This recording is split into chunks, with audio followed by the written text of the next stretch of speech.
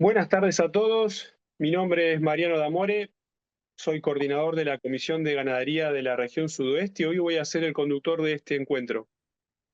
Este atardecer ganadero está organizado por la Comisión de Ganadería de la región CREA Sudoeste. Quiero agradecer a sus integrantes por la propuesta, organización y todo el trabajo que realizan durante todo el año. Ahora voy a invitar a Marcelo Fernández, que es presidente de la Comisión de Ganadería de la región CREA Sudoeste, que nos va a dar sus palabras de bienvenida. Marcelo, ¿estás por ahí? Sí, acá estoy. Bueno, buenas noches, buenas tardes, buenas noches. Bueno, en nombre de la Comisión de Ganadería de la región sudoeste de CREA, les doy la bienvenida a este nuevo encuentro del atardecer ganadero que creo que se va convirtiendo en un clásico. Y bueno, y como siempre, agradecer a todos los que hacen posible que esto suceda. Eh, Primero a los amigos que se han conectado, a los importantes disertantes que tenemos para hoy, a los sponsors y bueno, y a todos los miembros que han colaborado desde la región para que sigamos haciendo este encuentro del atardecer ganadero. A todos muchísimas gracias. Y bueno, finalmente no quería dejar pasar la ocasión y aprovechando este auditorio que sabemos que va a ser, que es bastante numeroso, invitarlos al próximo Congreso de la región sudoeste que se va a llevar a cabo el mes que viene, los días jueves 7, viernes 8 de septiembre, en la ciudad de Olavarría, y se va a realizar bajo un lema, vinculando talentos para un futuro sostenible. Eh, y va a tener cuatro ejes temáticos: la experimentación, la gestión ambiental, la cultura de las organizaciones y obviamente vamos a tocar el tema de coyuntura.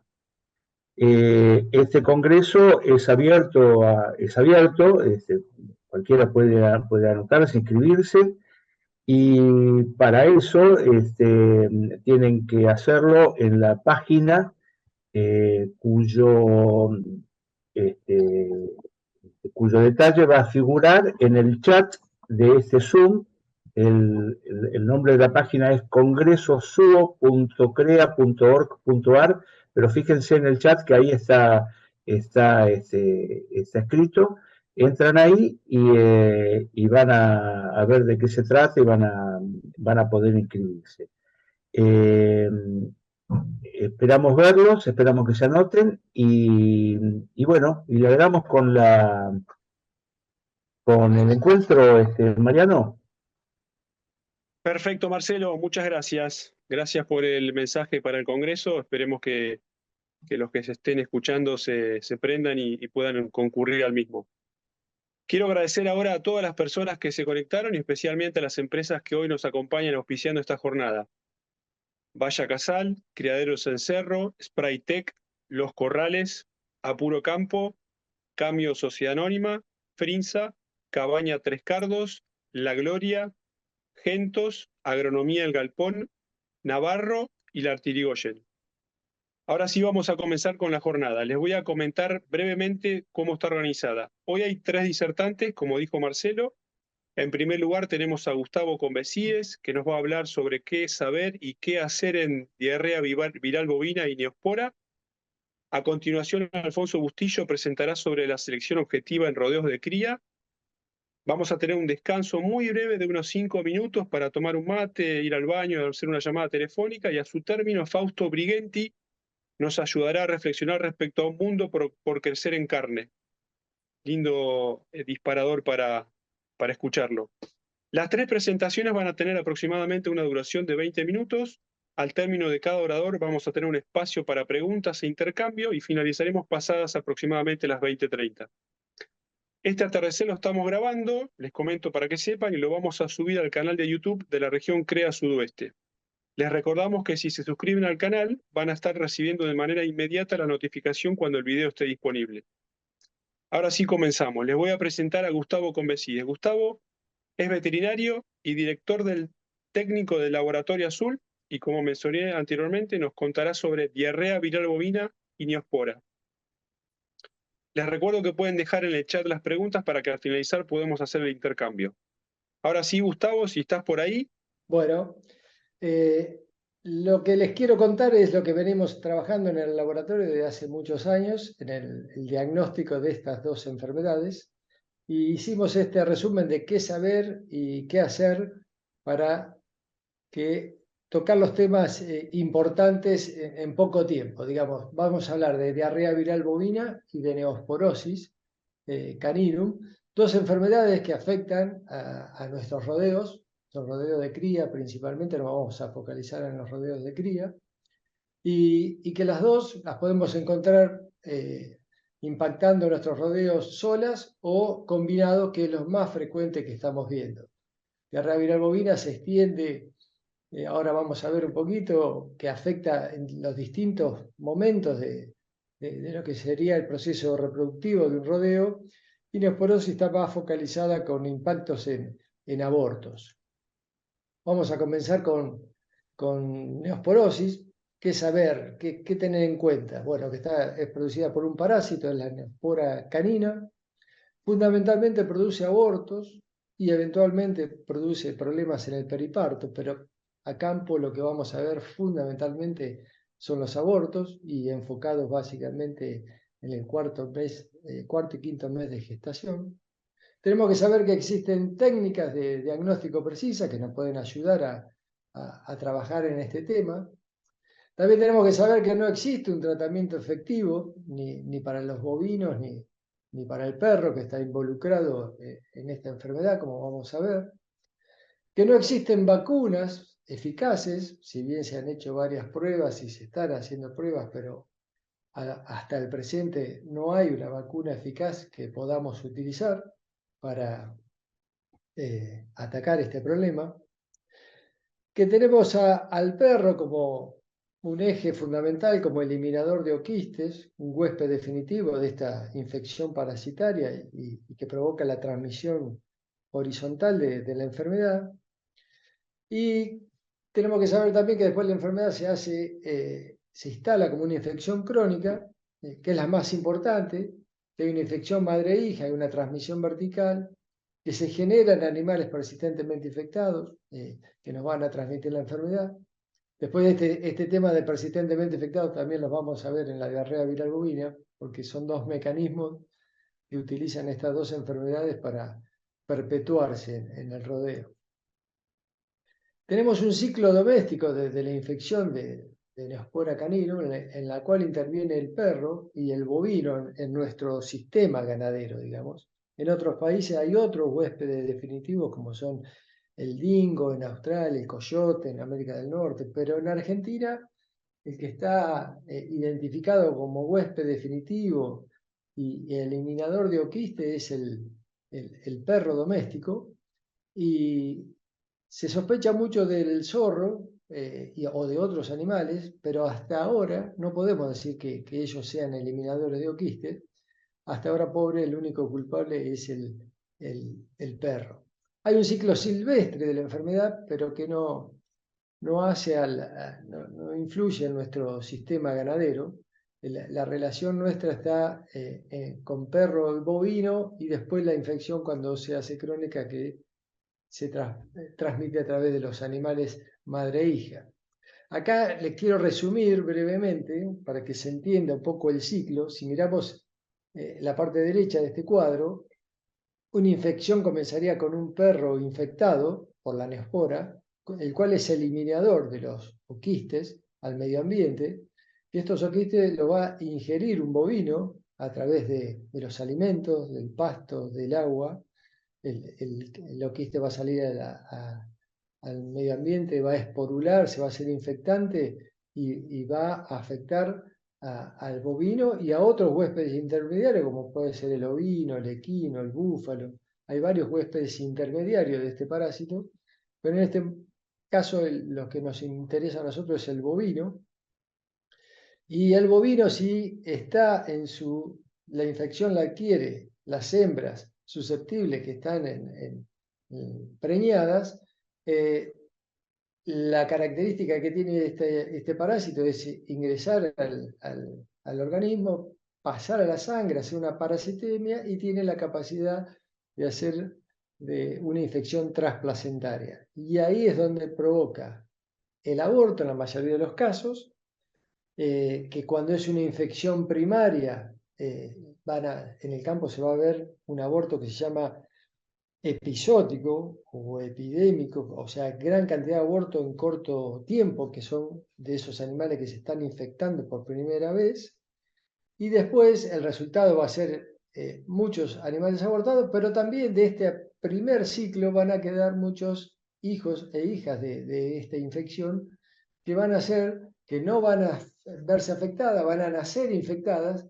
y que van a pasar a ser las futuras madres del rodeo, y ahí ya la infección pasa a ser crónica, y esa hembra que se infectó en útero, que queda persistentemente infectada, y esa es la condición, haberse infectado en el útero y ya la infección queda instalada en su organismo, en los distintos tejidos de por vida, y como dijimos que ese parásito tiene capacidad de atravesar la placenta, en las subsiguientes preñeces de esa hembra, no va a tener una cierta protección al aborto, pero no a la transmisión vertical del parásito. Entonces se instala esa segunda condición de la enfermedad, que es la transmisión transplacentaria endógena, donde todos los hijos e hijas de esas madres, si es que no abortan, van a estar infectadas. Hay otras vías de infección que no son importantes, que la lactogénica o la venérea no tienen importancia en esta enfermedad. Las que tienen importancia son la transmisión transplacentaria horizontal, que es vía perro, pero que es minoritaria, es un 7 a 10% de los casos. Y la que es más importante es cuando se instala la infección crónica, y que son las madres que transmiten la infección a sus hijas, fundamentalmente, y que va del orden del 48 a 95% de los casos que vemos normalmente en los establecimientos con este problema. Entonces, ¿qué hacer cuando hay un problema de neosporosis bovina, digamos? Y que nosotros lo van a ver y ustedes lo van a ver fundamentalmente por la presentación de abortos. Entonces, hay que iniciar un diagnóstico preciso, lo más preciso posible. Tenemos distintas herramientas para hacer el diagnóstico. Tenemos serología, técnicas de ELISA, que podemos trabajar sobre las madres abortadas. Ahí siempre se sugiere hacer un sangrado de madres abortadas y madres compañeras, sobre todo si no se conoce la historia de esta enfermedad en el rodeo, para tener una primera aproximación. Normalmente este resultado, cuando la infección es primaria, o sea, es la primera vez que ingresa esta parasitosis, esta infección al rodeo, encontramos una diferencia bastante clara entre las vacas que abortan, que son las positivas, y las que no abortan, son negativas. Entonces ahí hasta se puede hacer un análisis estadístico comparativo, y hay una clara diferencia entre la seropositividad en la vaca que aborta de la que no aborta. Esto, a medida que avanza la infección y se instala en forma crónica, ya es más difícil de diferenciar, si bien es una herramienta que siempre utilizamos, la serología comparada, pero cuando ya tenemos animales que vienen de mucho tiempo atrás,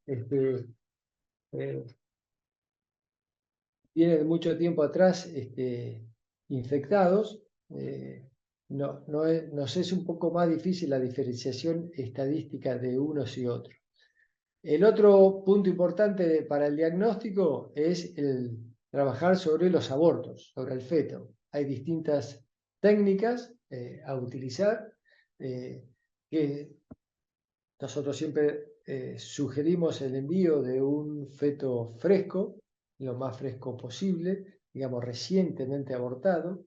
Normalmente eso es bastante, en algunos campos es fácil de encontrar, y en otros campos lleva bastante problema encontrar un feto recientemente abortado, pero es muy importante para la calidad del resultado que sea bien fresco. Muchas veces nosotros realizamos capacitaciones para el personal de campo, que pueda ellos mismos tomar las muestras, así se evitan enviar un feto entero al laboratorio. Pero digamos, ahí vamos a tener distintos sistemas de análisis para llegar al diagnóstico en el feto. Tengo una inmunofluorescencia indirecta que podemos detectar si el feto está en contacto con este parásito, ya puede elevar anticuerpos y detectarlos. Tenemos la técnica de PCR para trabajar sobre el sistema nervioso central, fundamentalmente para detectar la presencia de estos parásitos en el feto. O también la histopatología es de gran ayuda para hacer el diagnóstico. Todas estas herramientas que se utilizan normalmente nos llevan a un diagnóstico concreto y certero del problema. Entonces, una vez que tenemos diagnosticado el problema, tenemos que pensar en qué hacer, cómo enfrentar esto. Y ahí viene, digamos, un tema importante. Nos tenemos que focalizar en dos temas. Uno es disminuir el riesgo de la transmisión horizontal, que es una de las formas de infección, como vimos recién, que es controlando los perros, los elementos y los roedores. Y el otro es enfocarnos sobre evitar la transmisión vertical, disminuyendo el número de hembras positivas, que como dijimos, pasa a ser la principal vía de transmisión una vez que se instala la infección en el rodeo. Entonces es muy importante este tema de evitar la transmisión vertical. Para evitar esta transmisión vertical, lo que tenemos que tratar de hacer es reducir la cantidad de hembras positivas en el rodeo. Inicialmente, hace muchos años atrás, cuando se empezó a trabajar, la primera medida que se intentó tomar es eliminar las hembras positivas del rodeo. Eso es algo imposible por la cantidad de hembras que aparecen positivas. Es imposible hacer una limpieza de ese tipo. Lo que sí es importante es comenzar a eliminar las vacas abortadas, que son positivas a Neospora. Si bien hay una recomendación sanitaria general que toda vaca abortada es recomendable sacarla del rodeo, a veces se dan segundas oportunidades. Bueno, en este caso hay que tener presente que esta transmisión vertical va a ser siempre, va a generar los hijos infectados. Entonces, o por lo menos si se le da una segunda oportunidad, tener en cuenta que esa hija no vaya como futura reposición. Otra medida importante es no utilizar las hijas de vaca positiva para la reposición, como venimos hablando. Y lo que se hace realmente, una de las prácticas más comunes que recomendamos, es sangrar las terneras de reposición a partir de los 7-8 meses de edad para no enviar el servicio. O sea, un rodeo que ya tiene instalado el problema y que ya está instalada en forma crónica la infección, no vamos a ir a trabajar sobre las madres, sino vamos a ir a trabajar sobre las terneras de reposición. ¿Por qué a los 7-8 meses? Porque la ternera que viene de un rodeo infectado va a adquirir anticuerpos calostrales. Entonces, si la sangramos antes de los 6-7 meses de edad, vamos a tener ahí, lo que vamos a estar detectando son los anticuerpos calostrales. Entonces tenemos que esperar que desaparezcan los anticuerpos calostrales, y ya a partir de los 6 y 7 meses de edad ya pasan a ser casi indetectables. Entonces los animales que fueron infectados en útero y que están persistentemente infectados, eso sí mantienen un nivel de anticuerpos porque ya tienen el parásito encima. Entonces, esos animales que nos dan positivos a los 7-8 meses de edad, hasta los 10-12 o preservicio, la idea es seleccionarlos y no enviarlos a servicio.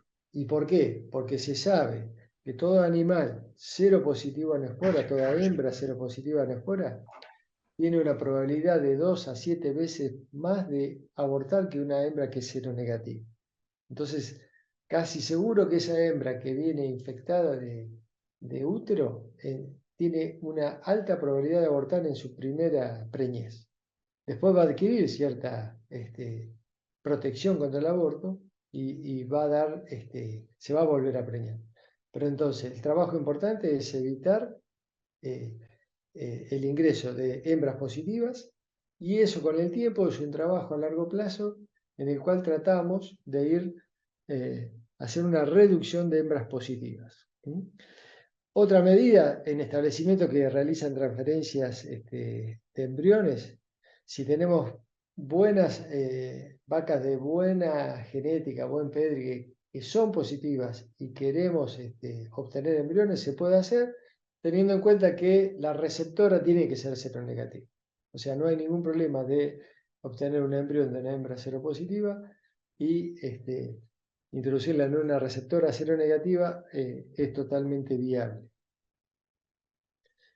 Con respecto a disminuir los riesgos de la transmisión horizontal, hay que actuar controlando perros y roedores. Sabemos que no es un tema fácil, una porque el perro en muchos establecimientos lo tiene el personal como compañía, muchos los usan para trabajar, si bien hay toda una tendencia ahora de intentar evitar el trabajo con los animales y con perros, hay toda una tarea de bienestar animal que se trata de sacar el perro, por lo menos del trabajo. Entonces la idea no es eliminar el perro, sino controlarlo. O sea, si es un perro de compañía, tratar de que esté atado, que esté cercado en la casa, pero no utilizarlo para trabajar con los animales y que no tenga acceso a los alimentos, ni alimentos almacenados, ni pasturas, ni agua, porque el perro, si vuelve a tener el ciclo porque puede consumir placenta o un feto abortado con neospora, o carne de un animal infectado, de un bovino, vuelve a hacer el ciclo, vuelve a eliminar este parásito y vuelve a reinfectar animales.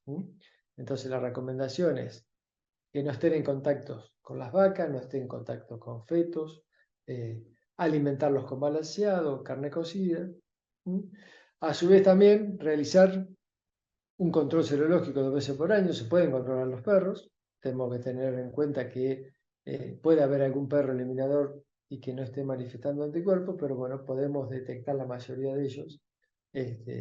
Si están infectados, le podemos hacer una detección serológica. Y también el control de roedores. Si bien el roedor no está determinado como una vía de transmisión concreta, se han detectado rastros de material genético de la neospora en roedores, entonces como medida profiláctica general también se recomienda el control de roedores. Entonces, finalmente atacando de estas dos vías con un buen diagnóstico y atacando la vía de transmisión vertical y horizontal es la manera que hoy se está trabajando en esta enfermedad para poco a poco ir disminuyendo su impacto.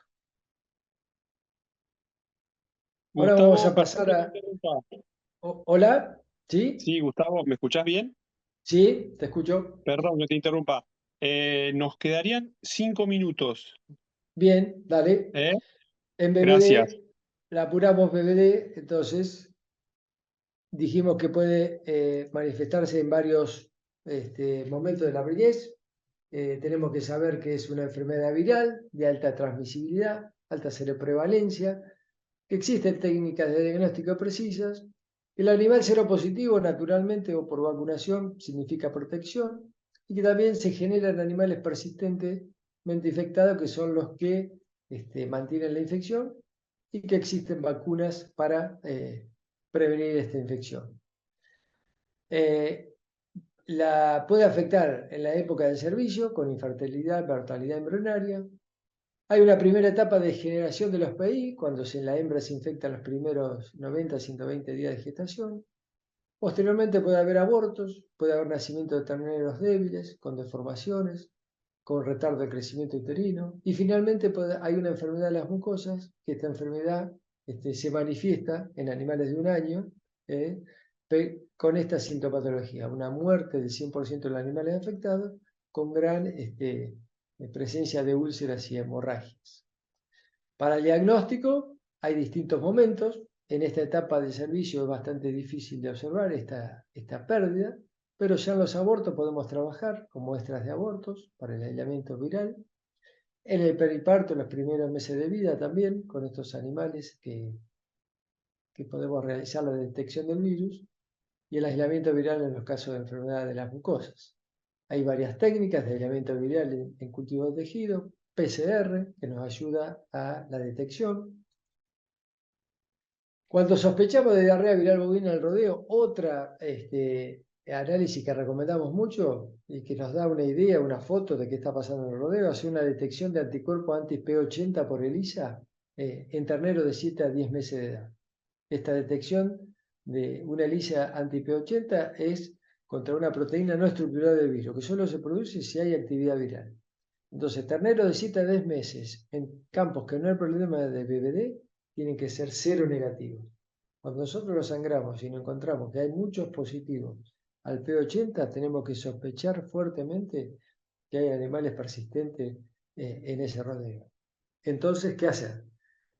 El diagnóstico preciso de la enfermedad, y cuando tenemos diagnosticada la enfermedad, hay que iniciar un plan de detección y eliminación de los PI.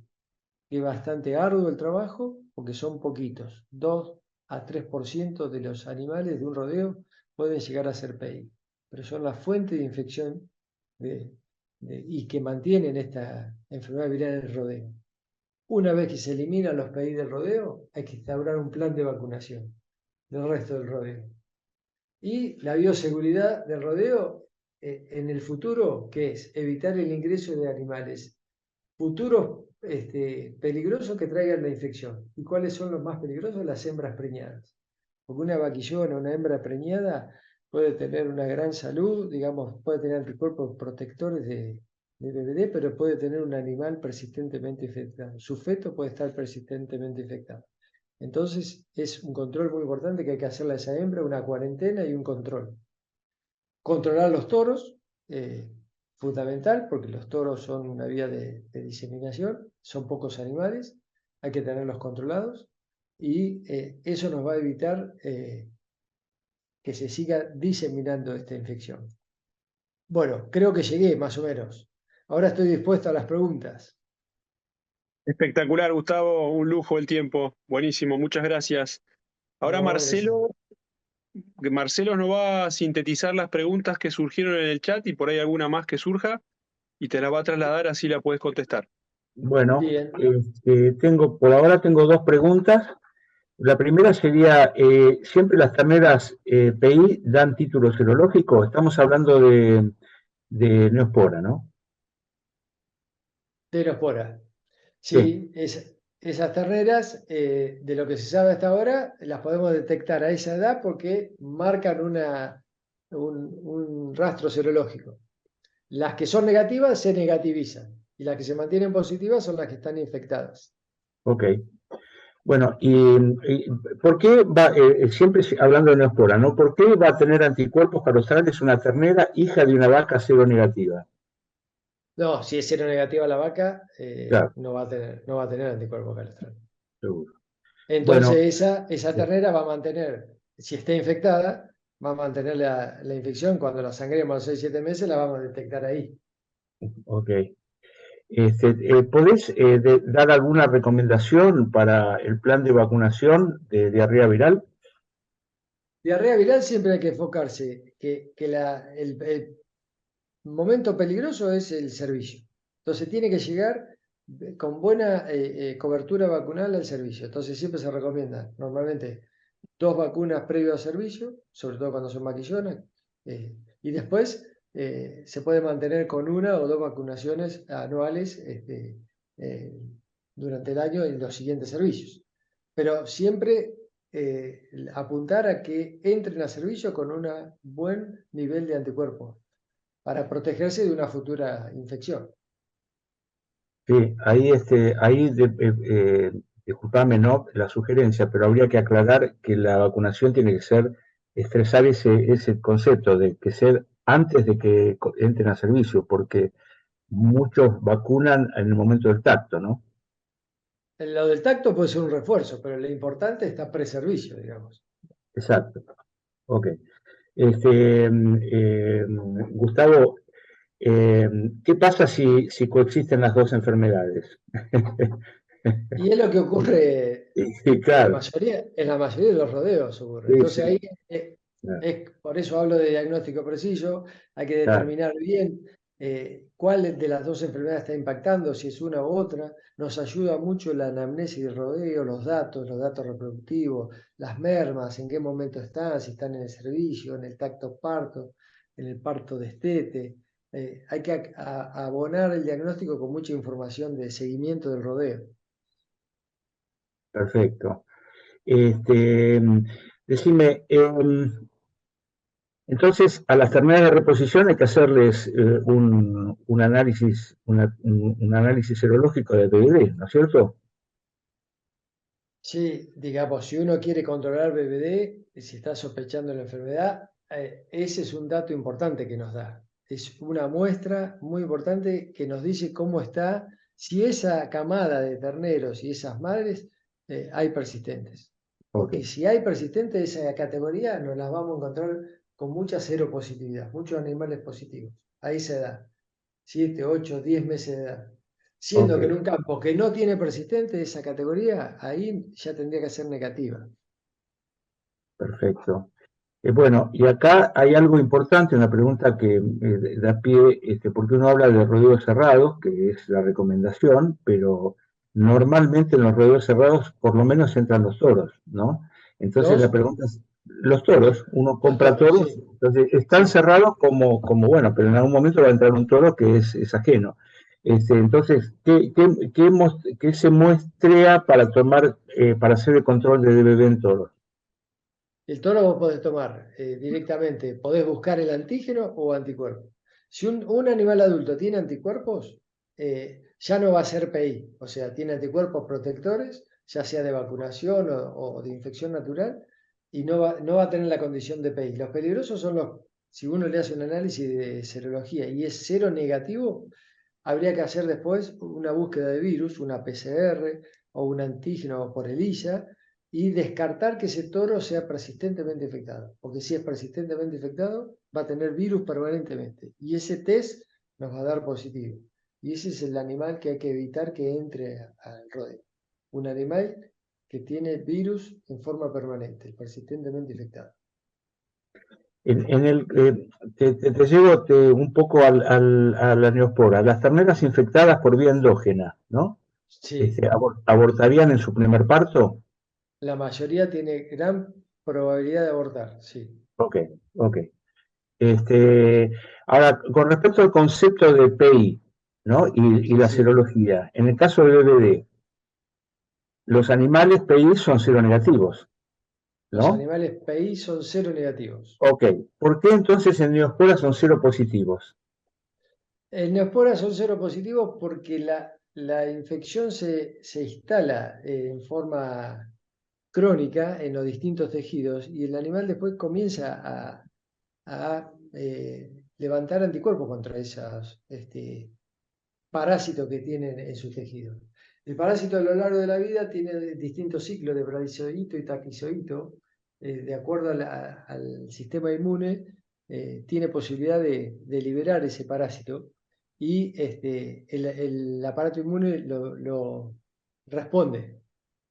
Sí, hay que aclarar por las dudas que uno es un parásito y otro es un virus, ¿no es cierto? Exactamente. Bueno, Esa es una gran diferencia, sí. claro, claro. Generan distinta antigenicidad. Este, bueno, no sé cómo estamos de tiempo, Mariano. No, está muy bueno el intercambio, Marcelo. Dale, dale, Bueno, quedan poquitas dale. preguntas. Bueno, sí. Entonces, si bien el BBD genera, provoca debilidad en terneros y terneros malformados, etcétera, el neospora también puede generar, puede producir terneros débiles que mueran a los pocos días del Sí, parto. está descrito eso, que otra forma de presentación de la enfermedad que puede dar terneros débiles y muerte del periparto. En la práctica nosotros no lo vemos, o no sé si no lo ve el veterinario, nos cuesta tener un diagnóstico de neospora en el periparto, pero está descrito que otra de las formas de presentarse la enfermedad es en esa etapa. Ok.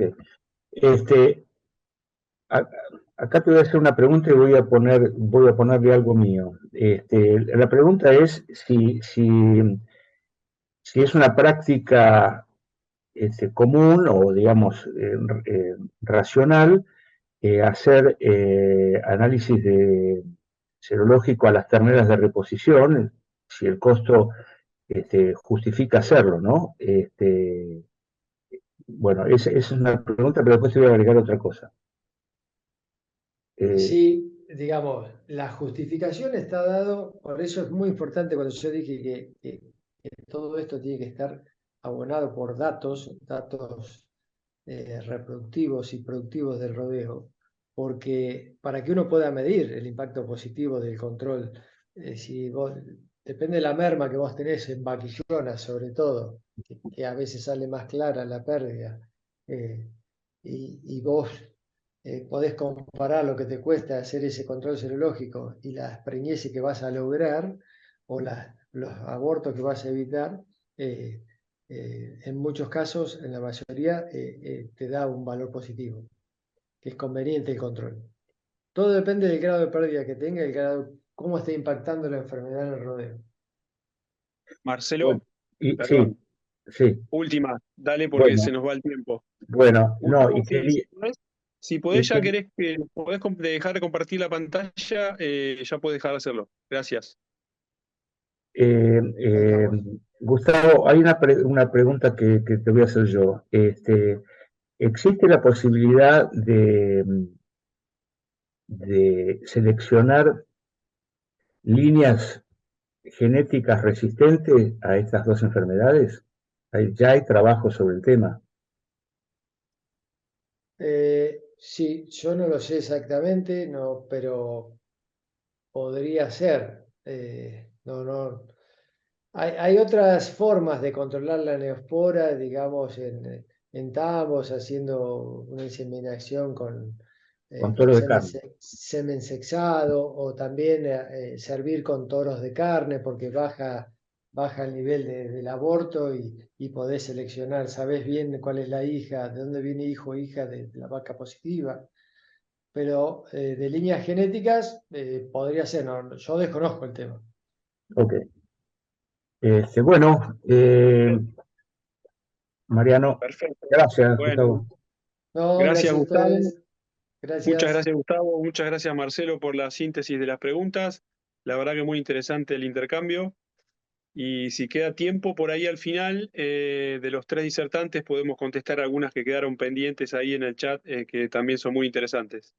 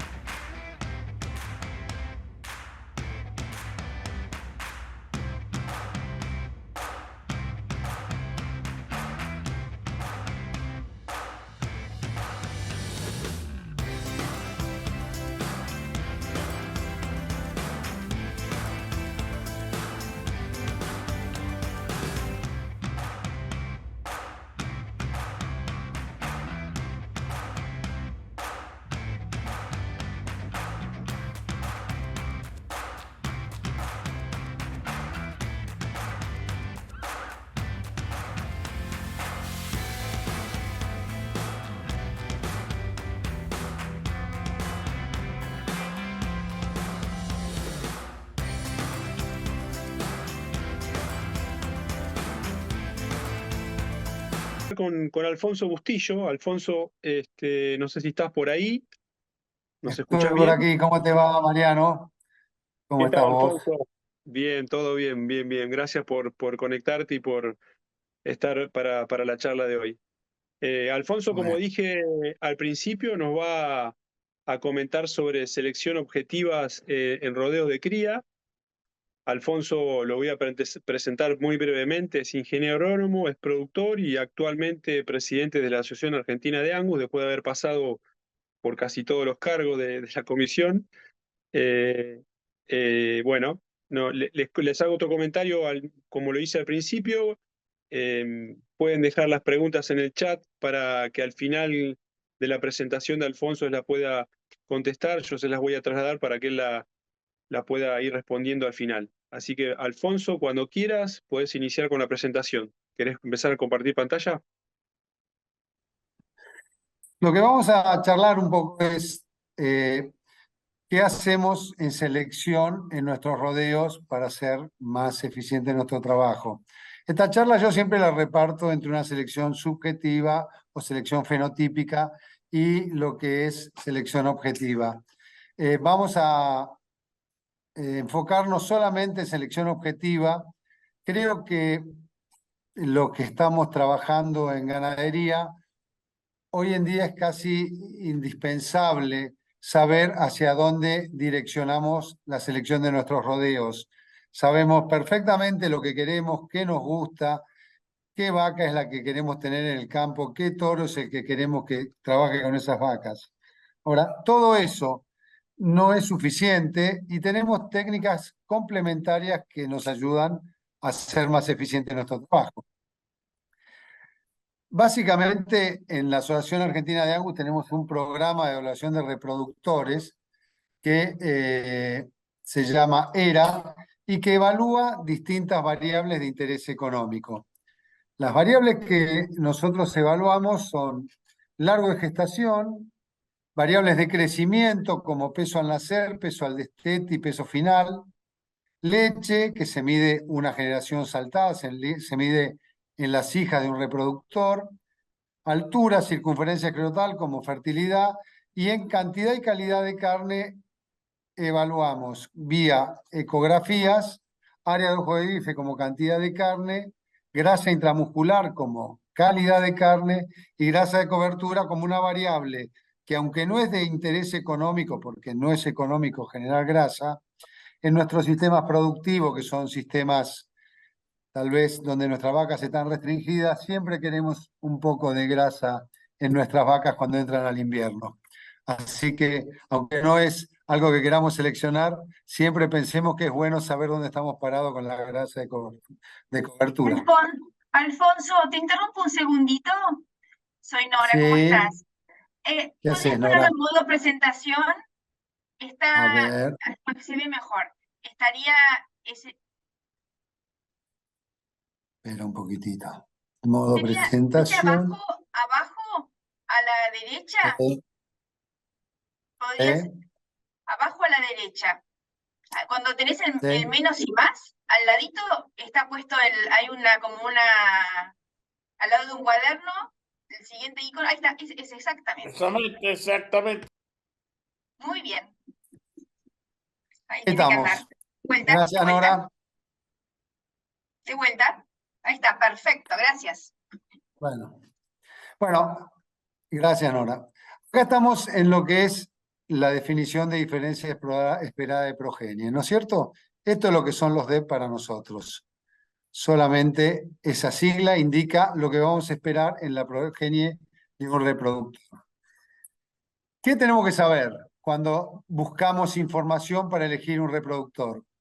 Primero, que trabajamos en genética de poblaciones. No podemos elegir un DEP o una variable para lograr un animal. Queremos lograr todo lo que genera en genética de poblaciones la selección de una variable. Que esas variables se distribuyen en la población en forma normal. Y que cada variable, como en cualquier distribución normal, tiene un valor promedio dentro del rodeo. Ese es el valor donde nosotros tenemos que saber dónde estamos parados y queremos ver si queremos direccionar ese promedio hacia la izquierda o hacia la derecha de esa variable o dejarlo como está. Bueno, esos todos son los desafíos que permanentemente tenemos en la selección de nuestros rodeos. Y esta es la distribución de una variable. Pongamos variable peso al destete y el DEP me está diciendo que el promedio es 0. Bueno, yo sé que ese promedio voy a tener dentro de los nacimientos de un toro hijos que van a estar hacia la izquierda, que van a pesar, si el 0 son al destete 200 kilos, hijos que van a pesar 190, o van a pesar 180, o van a pesar 160. Y no va a pasar lo mismo para el otro lado. Entonces sepamos que estamos hablando en genética de poblaciones con una distribución normal y que el promedio es lo que nos interesa. Lo que hay extremos, también los podemos tener en cuenta para seleccionarlos. Queremos individuos que dicen lo menos posible. Por ejemplo, si estamos hablando de peso al nacer, nos iremos a los individuos del extremo izquierdo. Cuando tenemos diferencias entre animales, nosotros tenemos diferencias ambientales y diferencias genéticas. Las diferencias ambientales es lo que nosotros tenemos que limpiar en estos programas para podernos quedar con la genética pura, y esa genética pura es la que podemos seleccionar. ¿Cómo hacemos para limpiar el medio ambiente de nuestros animales? Bueno, formando grupos contemporáneos. Cuando mandamos animales a un programa como el nuestro, los grupos contemporáneos están formados por animales del mismo sexo, nacidos el mismo año, el mismo mes, perdón, con el mismo manejo de alimentación, etc. Eso hace un grupo contemporáneo, tiene que ser por lo menos 3 animales. Si son 10, es mejor. Cuanto más animales tengamos en el grupo contemporáneo, más confiable va a ser el DEP que obtengamos de ese grupo. Cuando nosotros vamos a un remate o queremos comprar un reproductor o semen en un catálogo, nosotros vemos que en el DEP existen otros valores, generalmente en líneas que están debajo del valor. Esos valores pueden ser la precisión y pueden ser percentiles. Y en un DEP, a su vez, tenemos rangos, que son los valores de mínima y de máxima que puede tener dicha variable. Y también todo esto nos lleva a que haya un cambio posible en las expectativas que tenemos. ¿Qué es la precisión de un DEP? La precisión de un DEP es la posibilidad que tenemos de que se transmita lo que nos está diciendo ese valor con la mayor confianza posible hacia su progenie. Va de 0 a 1 y depende de la cantidad de información que tengamos en esos animales. Les pongo un ejemplo de lo que es la precisión. Depende de los datos propios que el animal mandó al programa, su peso al nacer, su peso al destete, sus ecografías, de la cantidad de crías que haya mandado al programa y de la heredabilidad que tenga la variable que estamos evaluando. Si estamos evaluando peso al destete, que es una variable de una heredabilidad media, nosotros, si tenemos propia performance o sin propia performance, o sea que este animal mandó información o no al programa de sus datos propios, si no mandó y tiene 10 hijos evaluados, su precisión es de 0,48. Ahora, sí mandó, la precisión es de 0,68. Quiere decir que es muy importante que cuando nos metemos en estos programas mandemos toda la información de los animales que van a ser reproductores. Si tiene alta heredabilidad, crece la precisión. Así que es otro dato a tener en cuenta. Acá están los rangos de DEPS de los que le hablaba. Cada variable que nosotros evaluemos para seleccionar un reproductor se mueve de un mínimo a un máximo de acuerdo a las unidades en que está medidas. Fijémonos el peso al nacer, por ejemplo, que se mide en kilos. Nosotros tenemos los DEPS en nuestro programa, toros que tienen DEPS de -5 y toros que tienen DEPS de 4,6.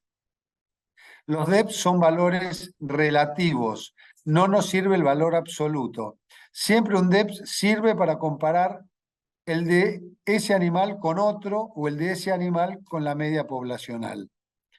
Supongamos que tenemos 2 toros, uno tiene -5 y otro 4,6.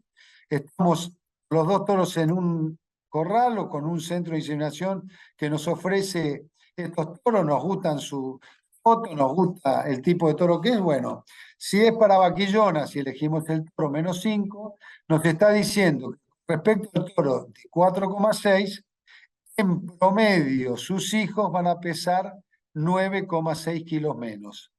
Entonces, para eso nos sirven los rangos, para saber que tenemos variabilidad genética y que podemos seleccionar. El cambio posible es esto. Fíjense, acá tenemos dos toros que tienen el mismo DEP de destete. Nosotros estamos con un catálogo, vamos a comprar semen, nos cuesta los dos toros el mismo precio, nos pone el vendedor. ¿Cuál es el detalle que tenemos que tener en cuenta? Su precisión. Porque el primer toro, que tiene una precisión de 0,25, es lo que llamamos aventura genética. Son esos toros que todavía no están probados, que nos gustan mucho, que los podemos usar, pero que evidentemente no puede costar lo mismo que un toro probado, porque estamos tomando ciertos riesgos. En el mismo toro, en el mismo número, el toro A, que tiene una precisión de 0,25, fíjense en la distribución de sus hijos, la variabilidad que puede tener el peso al destete.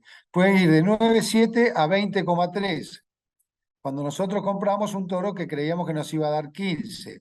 Ahora, si ese toro tiene alta precisión, sus hijos van a pesar entre 13,9 y 16. Quiere decir que estamos bastante cerca de lo que nos está indicando el DEP y nos va a direccionar mucho más preciso hacia donde nosotros queremos.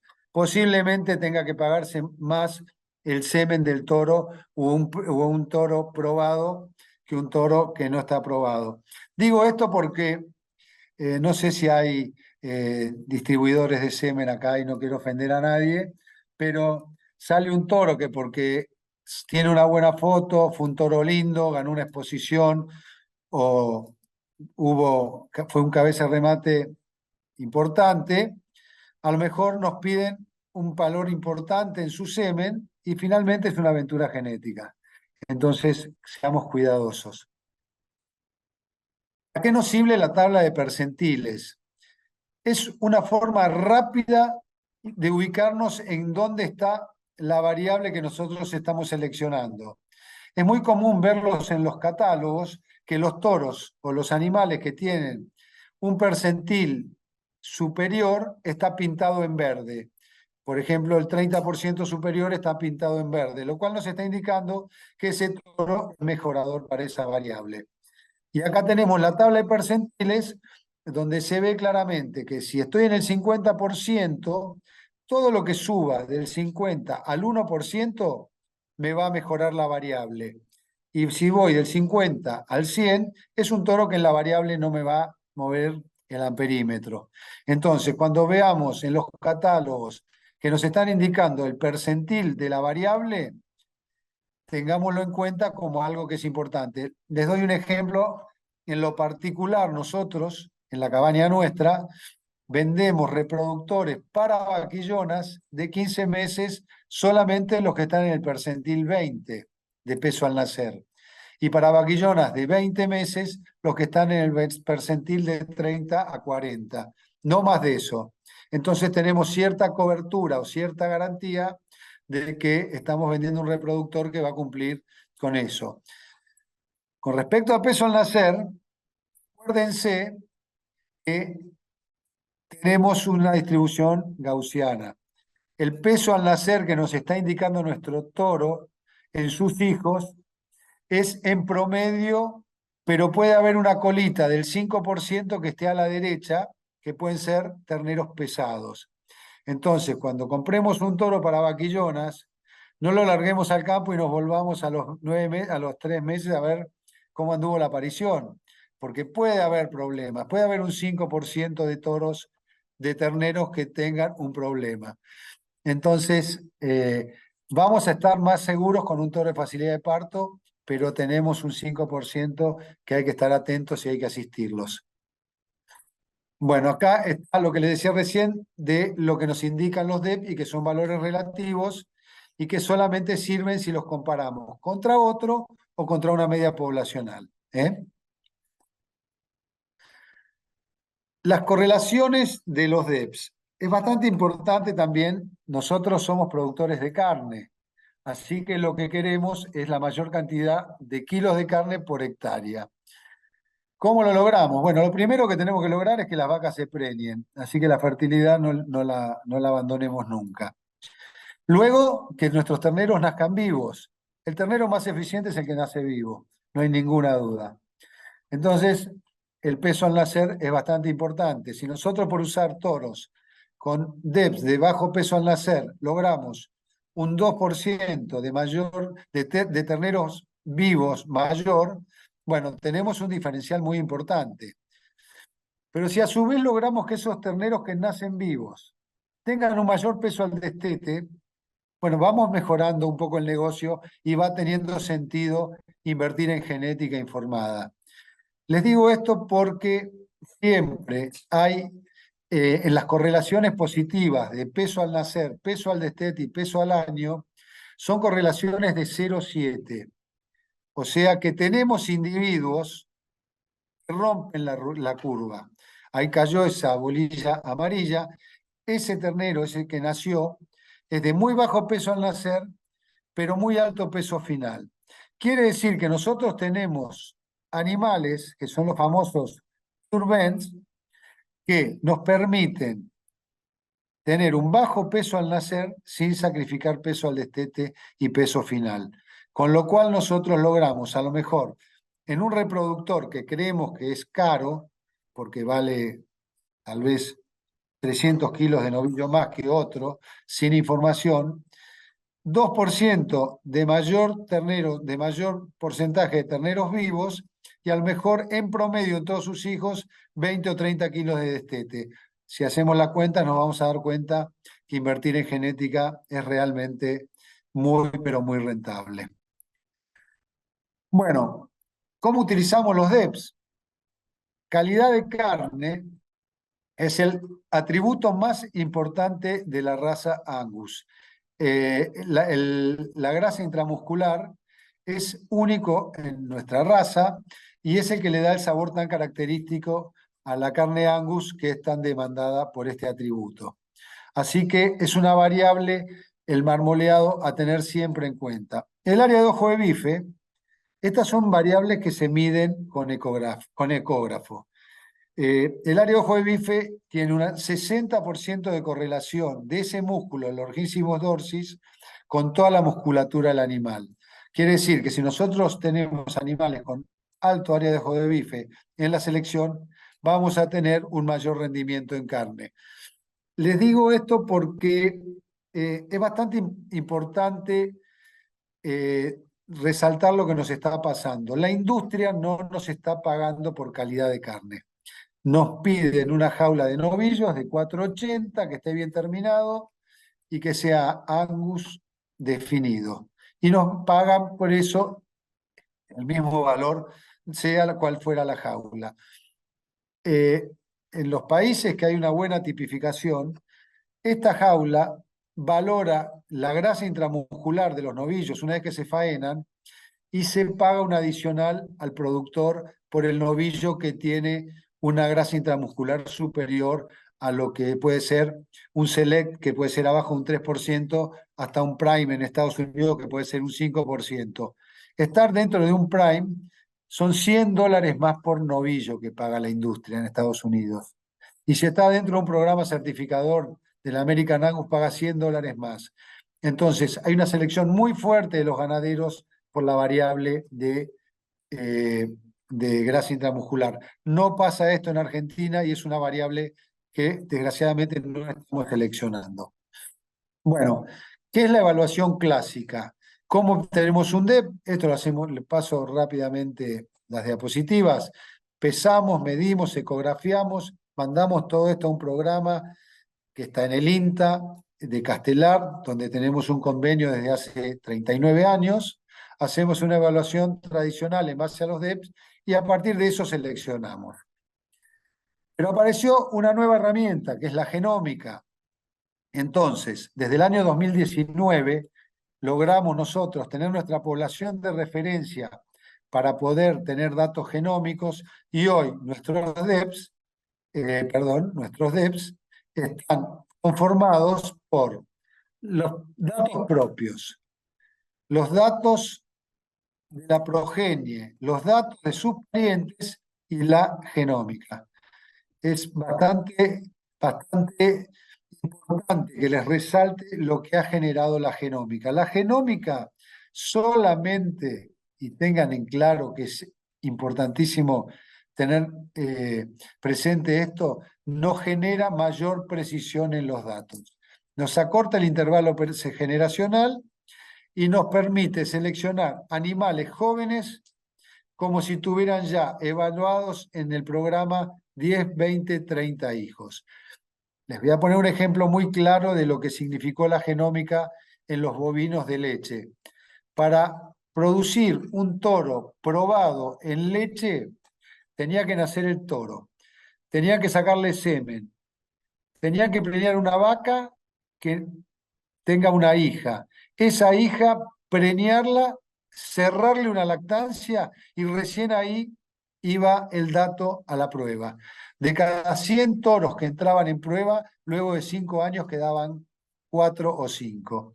Era un costo enorme el que tenía la industria de semen de leche hasta que apareció la genómica. Hoy con la genómica, en terneros de 6, 7 meses, ya saben con cuáles se quedan para reproductores con alta precisión y han acortado el intervalo generacional en una forma increíble. Bueno, y para ir cerrando, ¿vengo bien con el tiempo, Mariano? Perfecto, justo te iba a decir que quedaba un par de minutos. Dale. Fíjense lo que nos pasó en nuestro programa en 20 años, hasta el 2014. Esto es una tendencia que sigue hasta la fecha, tendría que haber actualizado la diapositiva. Hemos logrado mantener el peso al nacer a lo largo de todos los años. Esto sigue, esta tendencia y sigue bajando. Hemos logrado aumentar levemente el peso al destete y hemos aumentado el peso final. Quiere decir que podemos trabajar en selección y generar cambios importantes en nuestros sistemas productivos si usamos genética informada. Fíjense lo que pasó en la tendencia diaria de ojo de bife, que es lo que les decía recién. ¿Por qué seleccionamos por área de ojo de bife? Porque indirectamente tenemos a lo mejor un punto más de rendimiento en nuestros novillos por mayor cantidad de carne. Entonces es una variable que la seleccionamos. Y acá tienen dos bifes, fíjense, el área de ojo de bife del de arriba con respecto al de abajo, y todo lo que nosotros queremos es este bife, no este, que tiene un montón de grasa y muchísimo menos carne. Y finalmente terminamos nuestro programa teniendo esta información. Un reproductor que ahora tiene un padre, una madre, que nos gusta, que es una cabaña importante, que tiene toda la información fenotípica que nosotros queremos, eso al destete final, características fenotípicas de todo tipo, y todos los datos necesarios. Con lo cual, la única manera de trabajar en selección y ir hacia la dirección que nosotros tenemos con nuestros rodeos es dejar de utilizar toros bolsa blanca y saber que los cabañeros y los que nos proveen de genética nos tienen que dar información para que nosotros podamos seleccionar objetivamente con esta herramienta que es la única forma objetiva que tenemos de seleccionar. Muchísimas gracias, Mariano, y a todos ustedes. Gracias, Alfonso. Muy buena la presentación. Y bueno, Mariano, no sé si hay alguna... Sí, perdón, Mariano, Marcelo. sí. Alfonso, vos tenías que hacer un anuncio importante. Bueno, gracias por dejarme el lugar para Dale. anunciarlo, Mariano. Marcelo, la Asociación de Angus hizo un convenio que me parece muy, pero muy importante entre CREA y Angus para iniciar una prueba pastoril en Olavarría. Es una prueba que se mandan reproductores y se hace todo el proceso productivo hasta la venta, midiéndolos con un muy buen protocolo de lo que es las mediciones, lo que son todas las características deseables de un toro. Bueno, una forma de interactuar todos los productores. Ya tenemos pruebas pastoriles en la región centro, en el litoral, en La Pampa, en la Patagonia y nos faltaba en la zona centro. Así que los invito a todos a que se anoten a partir del 20 de agosto. Es una prueba realmente interesante, es una forma de interconectarse con productores, con información. Y bueno, y ojalá sea la región bonaerense líder en esto, ¿no es cierto? Sabiendo que tenemos el mayor rodeo del país en esta región. Gracias, Marcelo, por permitirme pasar el No, chivo. no, estamos involucrados en el tema, así que Buenísimo. Gracias, Alfonso. Gracias, Marcelo, por la participación. Ahí surgió una pregunta. Estamos muy cortos de tiempo. Si nos queda un ratito, por ahí la dejamos para el final. Le pedimos disculpas a quien la haya enviado, pero bueno, el tiempo es tirano y queremos respetar lo que nos propusimos al inicio de cerrar cerca de 8:30. Vamos a obviar el descanso por lo que acabo de comentar y vamos a pasar al tercer disertante, Fausto Brighenti. Fausto Brighenti, lo presento rápidamente. Fausto, si estás por ahí, podés empezar a compartir pantalla mientras yo te presento. Fausto Ay, es Mariano. licenciado en Administración, es miembro del CREA Río Salado, es productor, es trader de carne y además de todo eso es copresidente de la Comisión de Ganadería de CREA. Y hoy, bueno, nos va a dar su presentación, que si estás ahí Sí, ¿me bueno, escuchás? querés arrancar, es todo tuyo. Sí, Fausto, perfecto. Buenísimo. Gracias, Mariano. Gracias, Marcelo, por la invitación.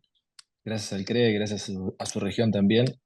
Mi disertación la voy a hacer lo más breve posible, así nos tenemos el tiempo. Se llama Un mundo por crecer en carne y planteamos la disyuntiva entre una Argentina como una tortuga borracha, un Brasil que es una locomotora imparable de producción, China que nos está consumiendo absolutamente todo lo que producimos, y la sostenibilidad del mundo que se plantea como un desafío para el futuro. Como tendencia tenemos un mundo hiperpoblado, hiperconectado, con desafíos ambientales y de cambio climático como a veces se presentan, y lo que planteamos aquí es si nos vamos hacia lo premium o si nos vamos hacia lo estándar. De esto se va a tratar la charla. ¿Cómo se puede aumentar la faena en la carne, ¿no? Esta es una ecuación que presentó Christian Feldkamp allá por el 2015, que la faena es igual al stock, que son las cabezas, por el peso medio de faena, que son la cantidad de kilos que tiene una res, por la tasa de extracción, que ahora vamos a ver de qué se trata. Tendencias de los países con los que competimos, ¿no? Estados Unidos, en las últimas décadas ha aumentado su producción por tener un mayor peso de faena, no un mayor stock. Acá podemos ver en el eje del así como de 25 bajó a 12,5, pero duplicó su nivel de producción de carne. Australia en esa misma línea también aumentó su producción de carne por el aumento del peso de faena. Brasil, como particularidad, aumentó su stock, ya que pobló lugares de su territorio con mayor hacienda, y además también crece, digamos, a través de los feedlots con mayor peso de faena.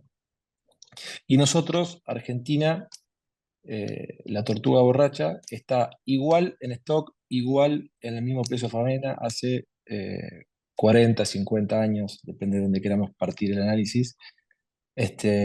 Y así es como, digamos, mantenemos un stock nacional muy estable, como podemos ver en esta gráfica. Y la particularidad positiva que tiene que ver con la tasa de extracción que decíamos antes es como los feedlots nos trajeron la posibilidad de bajar esto se ve en cómo lo que decíamos al inicio, ese stock y esa cantidad de kilos se logran en menos tiempo. Acá podemos ver parte del estancamiento, pero estos son la inflación en Argentina en los últimos 8 años. Podemos ver que un tanque de gasoil aumentó 1.045%, un ternero 2.085%, el dólar oficial 2.700%, y así podemos intentar explicarle a cualquier extranjero lo que no podría entender. Y acá se nos empieza a presentar digamos, nuestro diferencial, ¿no? Que es China comprando en Sudamérica lo que nunca en la historia había pasado. Eh, Acá quisimos mostrar también lo que es la producción de carne en el mundo. Tenemos este año un déficit de 138.000 toneladas tirado para abajo, básicamente por Estados Unidos. Pero queremos destacar acá las importaciones que viene haciendo China desde el año 2012 al 2023. Acá podemos ver cómo viene creciendo su demanda y su exportación año hasta llegar a los 3,5 millones de toneladas peso casa que hicieron en 2022, y se va a repetir según Deluda en el 2023. Esto, diríamos, nosotros como Argentina, y por el protocolo sanitario que tenemos, nos permite exportar absolutamente toda la vaca vacía, toda la vaca vieja a las producciones de cría, a tambos. Nos permite exportar los huesos, que eran subproductos, todo con destino chino, ¿no? Eran subproductos que tenían un destino nacional y a bajo precio. Nos puso un piso muy alto, ya que, digamos, en ganadería todo el descarte va a ese destino con un valor en términos relativos e histórico muy alto.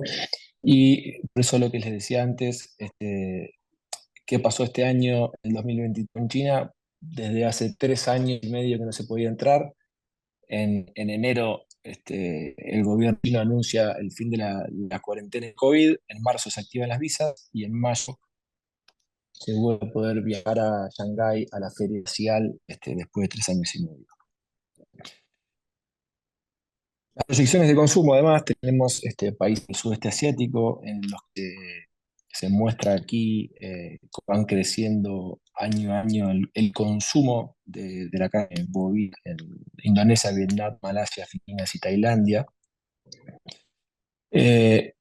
Mostrarles que también son los países exportadores de carne contra los que competimos y los países importadores de carne, ¿no?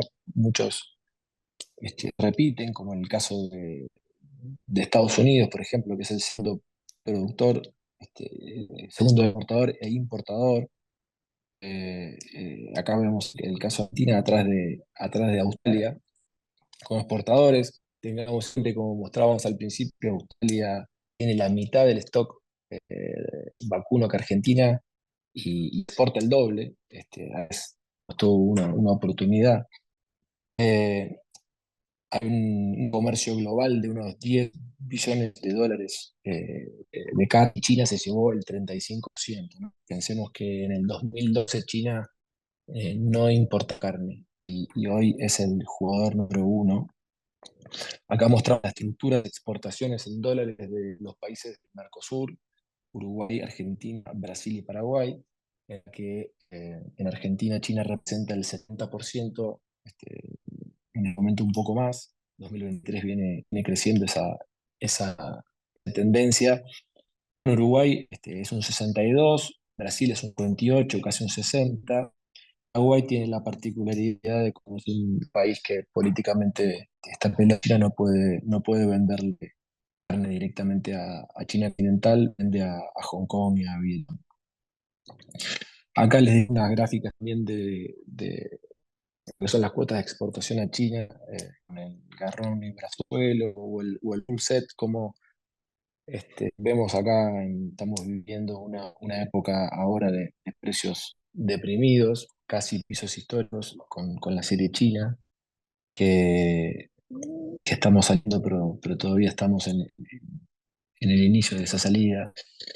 También les quería dejar los precios promedio de los países contra los que competimos y los de la región. Vemos como Estados Unidos y Australia tienen precios de exportación mucho más alto que Paraguay o Brasil, nosotros en el medio. Está enganchando un poco con lo que decía Tillo sobre que no se pagaba en Argentina, digamos, calidad genética. Tengamos en cuenta que tenemos cupos de exportación, una brecha del 100%, tenemos prohibidos, tenemos retenciones, entonces difícil también para el industrial exportador poder lograr pagarle al productor lo que le corresponde con tanta intervención que tiene el mercado. Acá les quería dejar lo que había sido uno de los downs que tuvo los puertos chinos. Estas imágenes que ven ahí son barcos que están frenados en los puertos de Shanghái, de Qingdao, de Tianjin, que es el puerto de Beijing. Unas fotos de de los viajes y de las ferias que hemos corrido y que visitamos a diario. En Alemania, en Francia, en Uruguay, en la Food, en mercados chinos de carnes que se llaman wet market, y cosas bastante particulares que tiene China para su consumo, ¿no? Este es un startup que nosotros lanzamos en el 2021, justo el año que Alberto Fernández interviene en mayo, las exportaciones, el 19 de mayo, no me lo voy a olvidar nunca. Nuestro startup planteaba integrar la cadena ganadera para exportar a China, con los productores, los frigoríficos y nosotros como traders unidos en un anillo de confianza, digitalizados en una aplicación y pudiendo hacer que así los chinos puedan comprar este, lo que, bueno, al venir la intervención, esto obviamente dejó de tener sentido y, bueno, empezamos a tratar de sobrevivir más que a tratar de innovar, pero bueno, acá estamos. Planteamos desafíos que tiene la exportación, que son desafíos tecnológicos, las AgTech, las FoodTech que se vienen, desafíos de financiamiento. Como país también tenemos que resolver muchas cuestiones como el Fondo Monetario y hasta crédito que como país no tenemos y como empresas tampoco.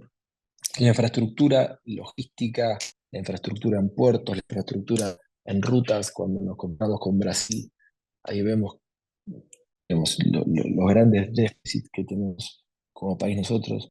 Desafíos ambientales, como nos está planteando, por ejemplo, Europa para lo que se está tratando sobre la deforestación y que hemos tenido avances en la Comisión de Ganadería de CREA hace poco tiempo, que son restricciones y cuestiones que tenemos que adaptarnos para poder seguir comerciando. Desafío de comunicación, no solamente hay que parecer, sino también tenemos que demostrar y mostrar lo que hacemos. Todo esto enmarcado en la seguridad alimentaria que plantea el planeta con los más de 8.000 millones de habitantes que tenemos. Los desafíos para adelante, entrando en el final, somos un país que tiene aproximadamente de su producción un 70% de consumo local, y un 30% de exportación, o casi un 30%, y vemos que la oportunidad para adelante es transformarnos en un país que exporte más y que vayamos a un 60-40 en un primer paso y ojalá que a un equilibrio de 50 y 50 en el momento de la historia futura. Creo que esto planteado como si resolvemos la brecha cambiaria, si resolvemos los cupos y los cortes prohibidos para exportar, si resolvemos las retenciones, creo que tenemos espacio para vender carne premium y también carne estándar. Eso es todo. Muchas gracias. Muy bueno, Fausto, muchas gracias. Bueno, tenemos a Facundo Méndez como sintetizador de las preguntas que puedan surgir. Primero voy a presentar a Facundo. Facundo es parte de ser miembro de CREA, es asesor del CREA de Nuestra Señora de las Pampas. Facu, ¿estás por ahí?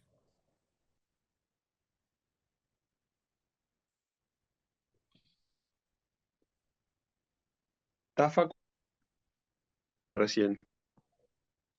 Bueno, yo te he dado un par de preguntas. Una pregunta que veo acá en el chat Fausto dice, ¿cómo está la seguridad alimentaria en nuestra relación con China? Somos parte de un plan de seguridad alimentaria que tiene China en el abastecerse de proteína animal en todas sus décadas, en la cual el gobierno chino considera que la proteína animal y origen vacuno más inteligente a su población. Somos beneficiarios de eso en este momento y también a través del que tiene China del Ruta de la Seda, digamos, todo lo que nosotros podamos exportar, al que va a ser a Uruguay, China está dispuesta a comprarlo. Por lo tanto, China necesita, desde hace 10 años que dejó de poder autoabastecer, poder ser de ellos. Estamos enmarcados en ese plan de seguridad de ellos como proveedores. Buenísimo, Fausto, gracias. Ahí tengo otra que hablada Facu Méndez, que aclara que no puede hablar, no tuve razón, recién andaba bien y no, cosas que pasan con la tecnología. Dice, ¿qué tiene que pasar para que China empiece a consumir corte de mejor calidad y nosotros podamos aceptarlo?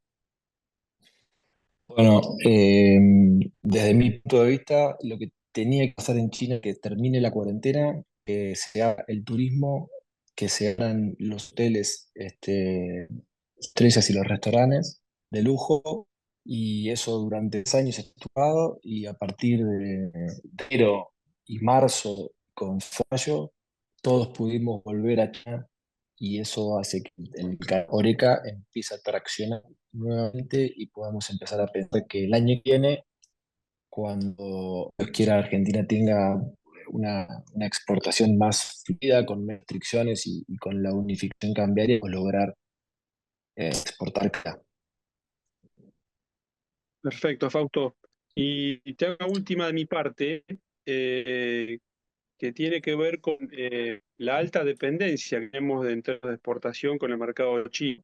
¿Cómo lo ves Sí. eso en Coqueto? ¿En qué perspectiva es? Porque uno mira por ahí las estadísticas de exportación de carne de la Argentina en términos globales y vemos que entre un 70 o 80% de la carne se destina a ese país y no lo ves como algo demasiado riesgoso. ¿Y cómo ves el futuro en ese porcentaje?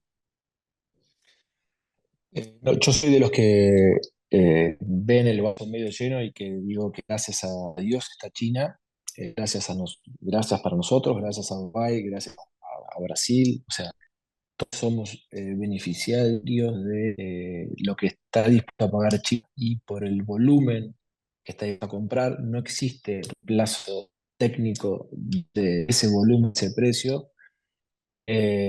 Cambió la estructura ahora como de Argentina, Brasil, Uruguay, y, y lo que se busca de diversificación es muy original en este momento, y no se logran mercados con ese nivel de volumen que paga eso, ¿no? En el caso de Argentina específicamente, la vaca, que se escucha, vaca china, vaca de descarte, la vaca con sus huesos, no hay país en el planeta que esté dispuesto a pagarla lo que paga, ¿no? Entonces, por el momento va a ser difícil.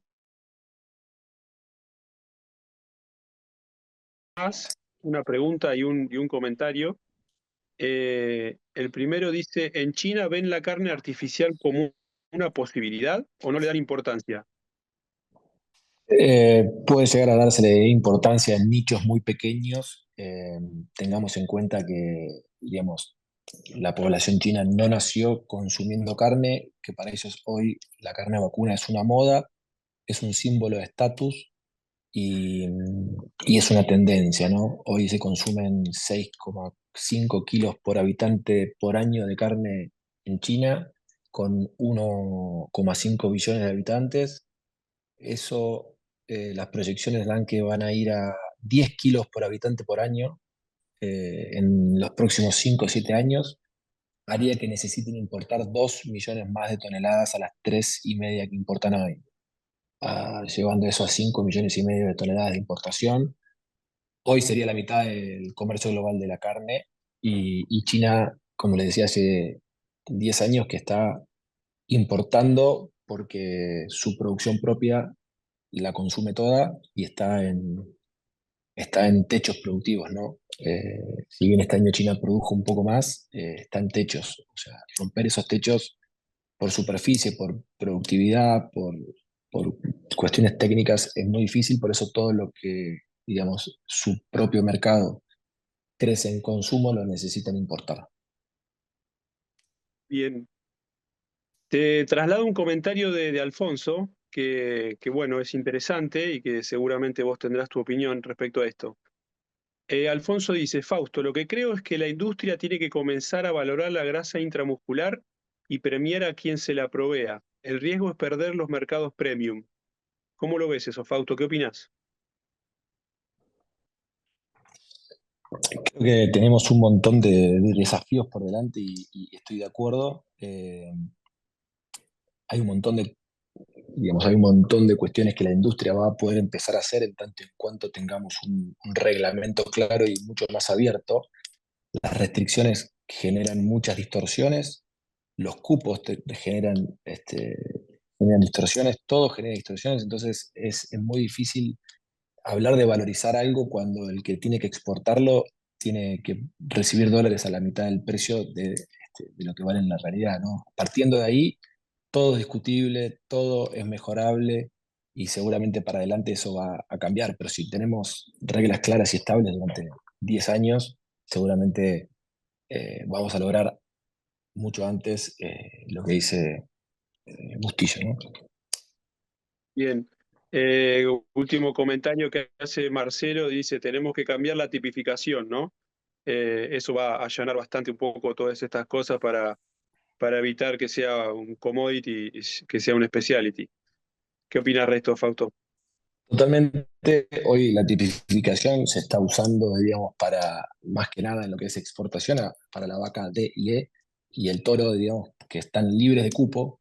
Entonces, los exportadores, digamos, también ahí hay un desincentivo a, digamos, desde mi punto de vista, hay un desincentivo estructural a la intensificación, ya que las brechas y todas las restricciones generan que cuanto más eficiente uno quiera ser, más caro nos resulta exportarlo cuando sale de Argentina y ya vale la mitad, sale de Argentina y hay cupos que no pueden salir, hay frigoríficos que no pueden faenar, hay muchas cosas que generan distorsiones, pero estamos en términos relativos en casi récords de exportaciones en serie, digamos, histórica argentina. Tenemos un engaño que siempre Víctor Tonelli nos lo hace marcar, que es el hueso, pero bienvenido que estemos exportando hueso. Estamos en 950.000 toneladas, peso equivalente de res con hueso, lo cual es altísimo. Por lo tanto, lo que se viene para adelante desde mi perspectiva es más calidad, ¿no? Porque estamos exportando por el protocolo que tenemos con China todo el descarte en volumen más cuestiones buenas, pero que hay cortes que no pueden, hay 7 cortes que no pueden salir de Argentina, ¿no? Que son los cortes prohibidos del novillo de exportación, salvo lo que es Hilton, porque es una cuota país negociada de manera diplomática, todo el resto es por crecer, por lo tanto, para adelante se acomodan las variables en Argentina y tenemos mucho por dar todavía. Así que estoy mirando el vaso medio lleno.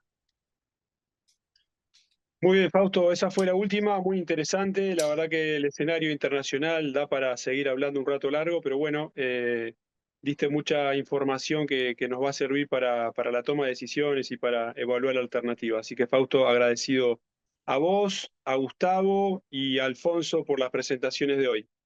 Nos llevamos muy buena información de mucho valor para la toma de decisiones, para definir estrategias sanitarias, con lo que dijo Gustavo, para seleccionar rodeos de cría, con lo que dijo Alfonso, y bueno, vos diste un pantallazo muy claro de cómo se encuentra el mercado internacional de la carne, más específicamente el caso de China, y bueno, eso nos abre un poquito el panorama de lo que podría llegar en el futuro para la ganadería argentina. Así que a los tres, muchísimas gracias.